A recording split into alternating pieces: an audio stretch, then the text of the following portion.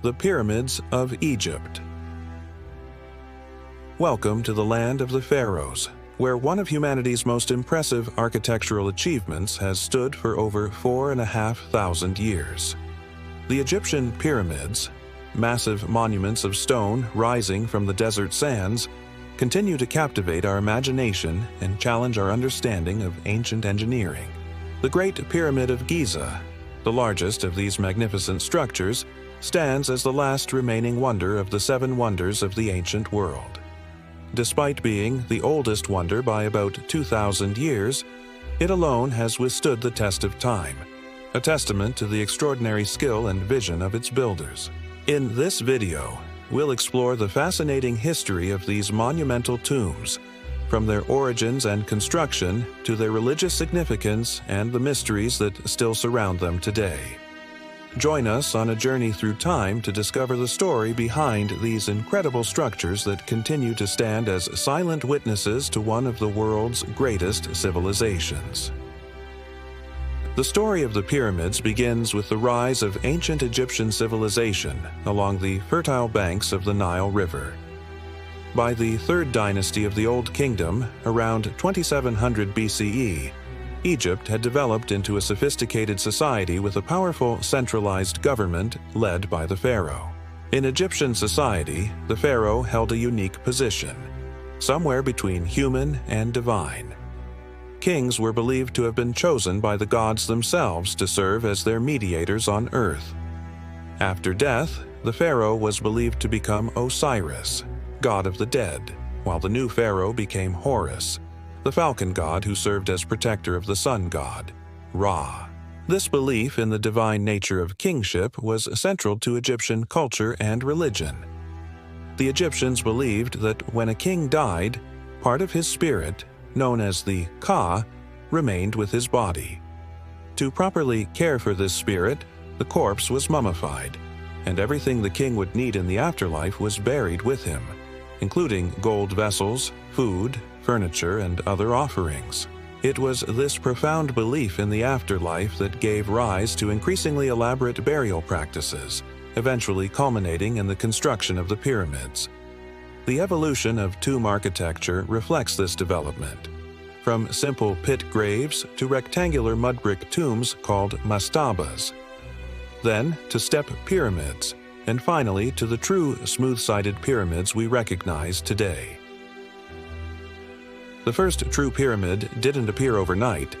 It was the result of centuries of architectural evolution and experimentation. From the beginning of the dynastic era around 2950 BCE, royal tombs were carved into rock and covered with flat-roofed rectangular structures known as mastabas. These early tombs were substantial, but they were about to be eclipsed by something far more ambitious. The oldest known pyramid in Egypt was built around 2630 BCE at Saqqara for the Third Dynasty's King Djoser. Known as the Step Pyramid, it began as a traditional mastaba but grew into something much more impressive. The pyramid's architect was Imhotep, a priest and healer who would later be deified as the patron saint of scribes and physicians. Over Djoser's nearly 20-year reign, pyramid builders assembled 6 stepped layers of stone that eventually reached a height of 204 feet, 62 meters, making it the tallest building of its time. The step pyramid was surrounded by a complex of courtyards, temples, and shrines where Djoser could enjoy his afterlife. After Djoser, the stepped pyramid became the norm for royal burials, although none of those planned by his dynastic successors were completed, probably due to their relatively short reigns. The earliest tomb constructed as a true smooth-sided pyramid was the Red Pyramid at Dashur, one of 3 burial structures built for the first king of the Fourth Dynasty, Sneferu, who ruled from 2613 to 2589 BCE. It was named for the color of the limestone blocks used to construct the pyramid's core. This marked a significant evolution in pyramid design and set the stage for the most famous pyramids of all. No pyramids are more celebrated than the Great Pyramids of Giza, located on a plateau on the west bank of the Nile River on the outskirts of modern-day Cairo. This complex contains 3 main pyramids, each built for a different pharaoh, along with smaller pyramids for queens and numerous mastabas for nobles and officials. The oldest and largest of the 3 pyramids at Giza is known as the Great Pyramid. It was built for Pharaoh Khufu, called Cheops by the Greeks, Sneferu's successor and the second king of the 4th dynasty. Though Khufu reigned for 23 years, 2589 to 566 BCE, relatively little is known of his reign beyond the grandeur of his pyramid.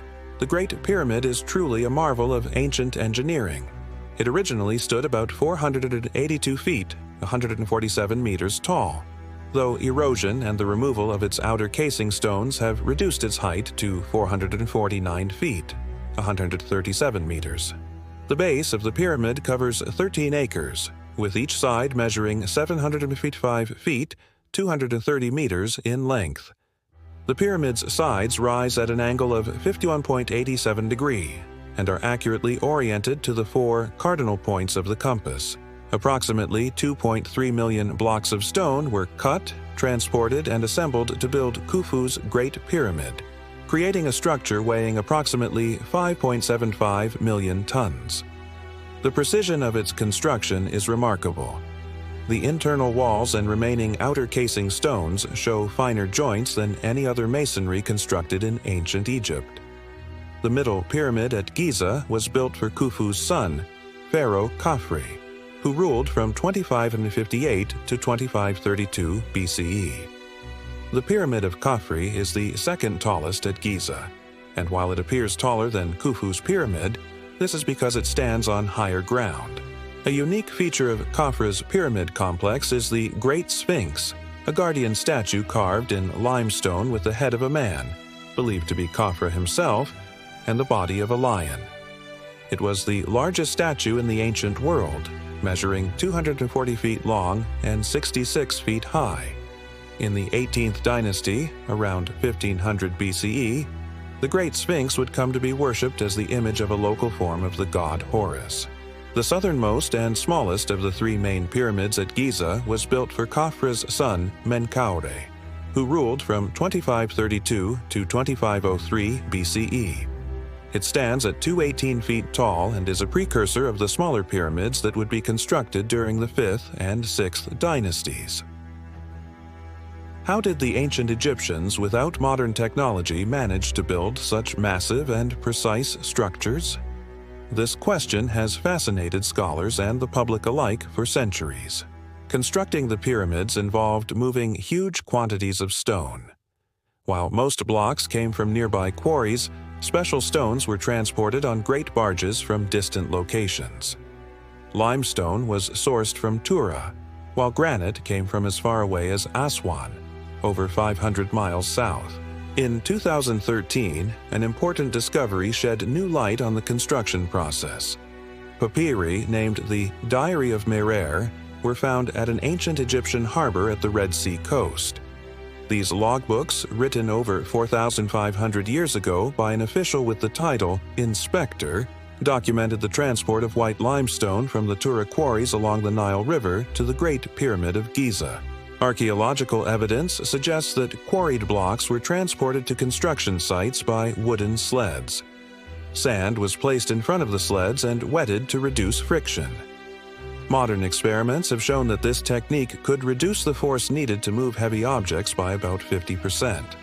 Workers cut stones close to the construction site, as indicated by numerous finds of cutting tools.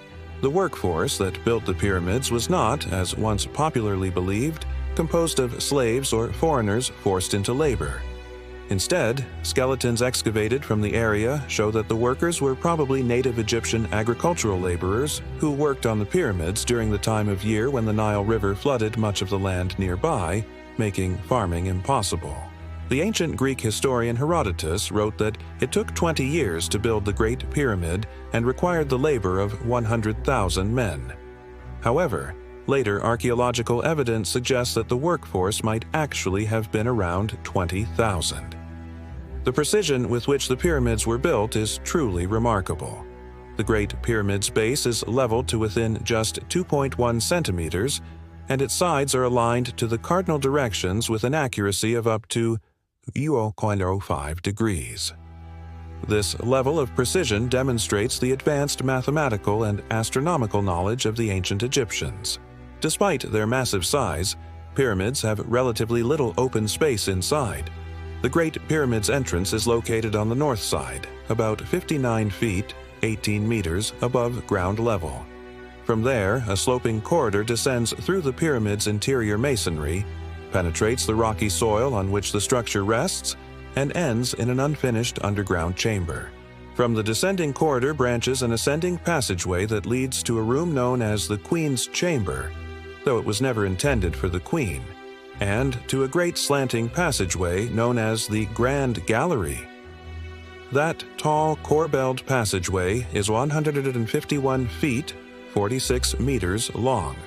At the upper end of the Grand Gallery, a long and narrow passage gives access to the burial room proper, usually termed the King's Chamber. The King's Chamber is entirely lined and roofed with granite. From this chamber, two narrow shafts run obliquely through the masonry to the exterior of the pyramid. These were once thought to be air shafts, but many scholars now believe they had a religious function, perhaps to allow the pharaoh's spirit to ascend to the heavens. The pyramid's smooth, angled sides symbolized the rays of the sun and were designed to help the king's soul ascend to heaven and join the gods, particularly the sun god Ra. In the later Old Kingdom pyramids, beginning with that of King Unas, 2375–2345 BCE, pyramid builders began to inscribe written accounts of events in the king's reign on the walls of the burial chamber and the rest of the pyramid's interior. Known as pyramid texts, these are the earliest significant religious compositions known from ancient Egypt.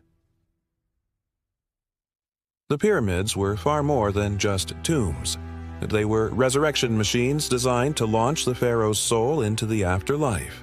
The Egyptians believed the dark area of the night sky around which the stars appear to revolve was the physical gateway into the heavens. One of the narrow shafts that extend from the main burial chamber through the entire body of the Great Pyramid points directly towards the center of this part of the sky.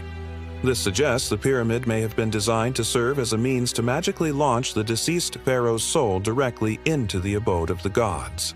All Egyptian pyramids were built on the west bank of the Nile, which, as the site of the setting sun, was associated with the realm of the dead in Egyptian mythology.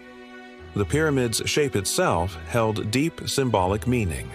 The name for a pyramid in Egyptian is Mir, which is related to the word Benben, the primeval mound of existence that arose out of the abyss in the Egyptian creation myth.